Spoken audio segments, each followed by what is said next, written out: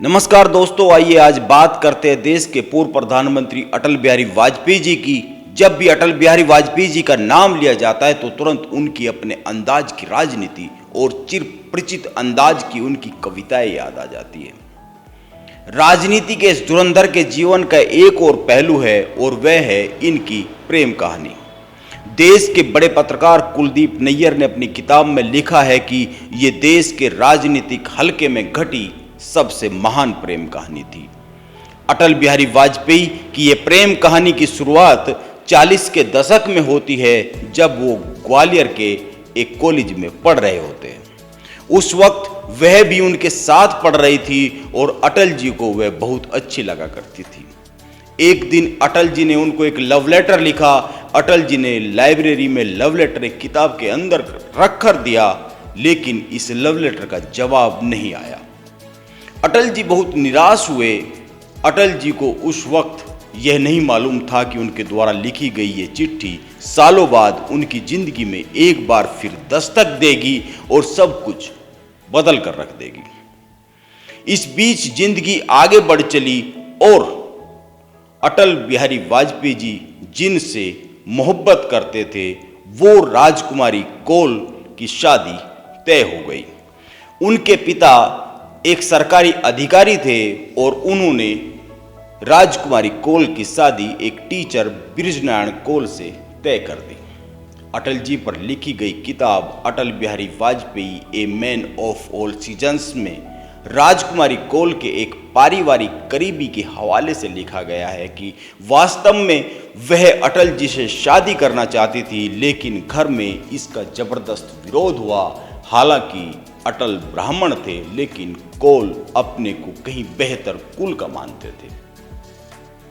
राजकुमारी की शादी का किस्सा भी अलग ही है। पिता उनकी सगाई ग्वालियर के बजाय दिल्ली में करने आए थे, लेकिन उन दिनों 1947 में दिल्ली के बंटवारे को लेकर दंगा हो गया। इसके बाद शादी ग्वालियर में हुई। अटल जी ने कभी शादी नहीं की, यह तो सबको पता है। उन्होंने सियासी दुनिया में कदम रख दिया, आगे बढ़ते चले गए। वो दिनों दिन आगे बढ़े और वो दोनों 1-1.5 दशक बाद फिर मिले।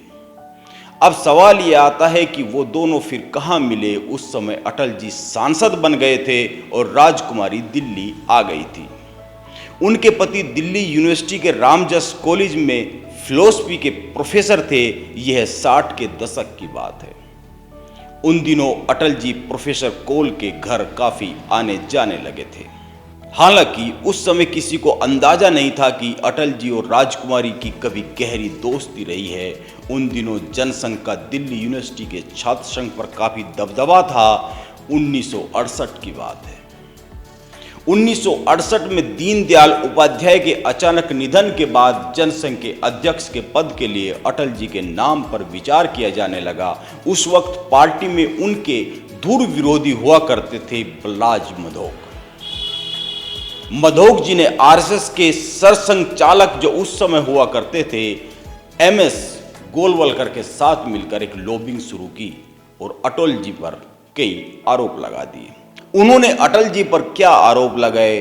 उन्होंने बहुत सारी शिकायत की और यहां तक कहा कि अटल जी के एक महिला से रिश्ते हैं, वो महिला उनके पास आती है। यह सीधे सीधे मिसेज कौल की ओर इशारा था, क्योंकि उन दिनों राजकुमारी कौल अक्सर अटल बिहारी वाजपेयी जी को ड्रॉप करने उनके घर जाया करती थी। अटल जी के घर पर जनसंघ के भी कई बड़े नेता रहा करते थे। हालांकि इन शिकायतों पर कुछ नहीं हुआ, क्योंकि आरएसएस प्रमुख ने उनकी बातों को सिरे से खारिज कर दिया था। बाद के दिनों में राजकुमारी कौल अपनी बेटियों के साथ अटल जी के घर पर ही आकर रहने लगी। मई 2014 की बात है।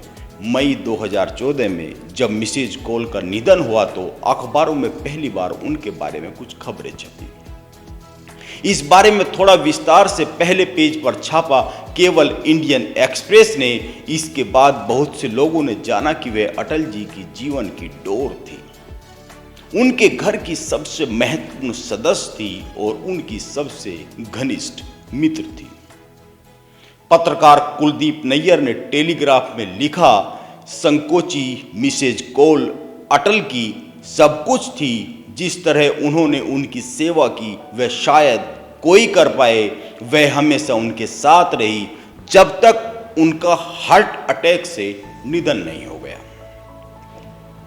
एक अन्य पत्रकार गिरीश निकम ने एक इंटरव्यू में बताया है कि वह जब अटल जी के निवास पर फोन करते थे तो मिसेज कौल ही फोन उठाया करती थी। एक बार जब उनसे मुलाकात हुई तो उन्होंने अपना परिचय कुछ यूं दिया।